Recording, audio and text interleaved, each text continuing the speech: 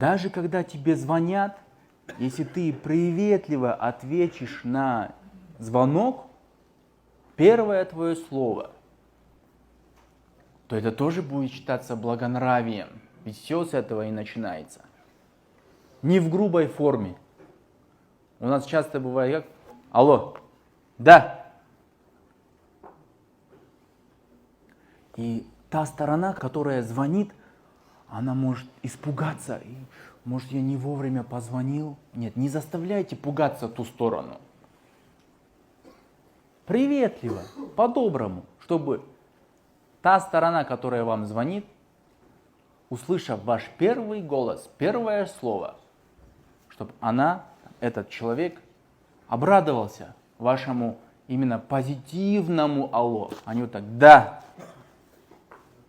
Или некоторые могут поднять трубку и вообще ничего не говорить. Ждут, пока тот ответит. Тот говорит, алло, ассаламу алейкум. Да, ва алейкум ассалам.